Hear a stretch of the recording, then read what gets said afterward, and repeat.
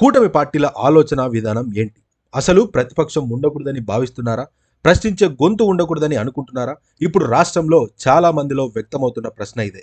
మాజీ ముఖ్యమంత్రి జగన్మోహన్ రెడ్డి భద్రత విషయంలో కూటమి ప్రభుత్వం తీసుకుంటున్న నిర్ణయాలు ఎవరికీ అంతు చిక్కడం లేదు. మరోవైపు వైఎస్ఆర్సీపీ శ్రేణులు తమ నాయకుడికి థ్రెట్ ఉందని ఆందోళన వ్యక్తం చేస్తున్నారు. అయినప్పటికీ ఇవేవీ పట్టవు అన్నట్టుగా జగన్మోహన్ రెడ్డి భద్రతను గాలికి వదిలేశారా అన్న అనుమానాలైతే వ్యక్తమవుతున్నాయి.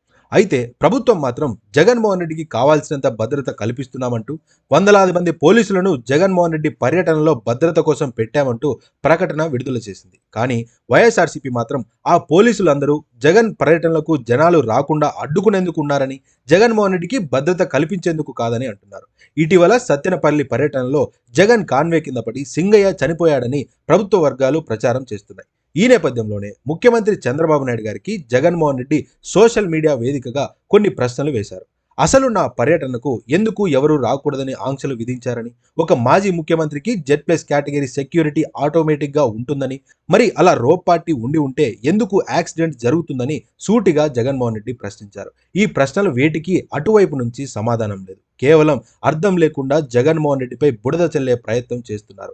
ప్రభుత్వం విడుదల చేసిన ప్రకటనలో కూడా రోప్ పార్టీని కల్పించామని చెబుతున్నారు. మరి ఆ పర్యటనలో రోప్ పార్టీ అనేది ఎందుకు కనిపించలేదు? ఒకవేళ నిజంగానే రోప్ పార్టీ ఉండి ఉంటే యాక్సిడెంట్ ఎందుకైంది? అలా అయితే తప్పు జగన్మోహన్ రెడ్డిది ఎందుకు అవుతుంది? భద్రత కల్పించిన వారిది కాదా?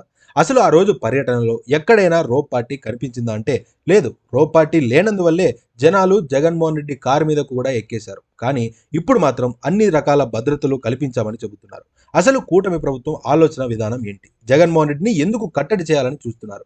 అలా చేయడం వల్ల వారికి ఏ విధంగా ప్రయోజనం కలిగిస్తుంది? ఒక మాజీ ముఖ్యమంత్రిగా రాష్ట్రంలో 40% ఓటింగ్ కలిగిన ఒక పార్టీకి అధ్యక్షుడిగా జగన్మోహన్ రెడ్డికి ప్రజల్లో తిరిగే హక్కు లేదా? ప్రజలు అన్ని గమనిస్తూ ఉంటారన్నది గుర్తుపెట్టుకోవాలి. 164 సీట్ల భారీ మెజారిటీతో అధికారం వచ్చింది కదా అని ఇంకా మేమే శాశ్వతంగా అధికారంలో ఉండిపోతామనుకుంటే మాత్రం అది పూర్తిగా అజ్ఞానమే అవుతుంది. 40 ఏళ్లకు పైగా రాజకీయ అనుభవం ఉన్న చంద్రబాబు నాయుడు గారికి ఈ విషయం బాగా తెలుసు. అయినప్పటికీ ఇలాంటి పరిణామాలు కొనసాగుతూనే ఉన్నాయంటే ఇది ఎవరో అనుభవం లేని వారు చేస్తున్నట్టుగానే ఉంది.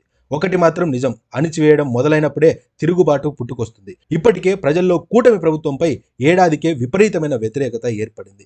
ఇప్పుడు ఇలా జగన్మోహన్ రెడ్డిని కట్టడి చేయాలని, ప్రజల్లో తిరగనివ్వకుండా చేయాలని అనుకుంటే మాత్రం అది వారికే నష్టం కలిగిస్తుంది.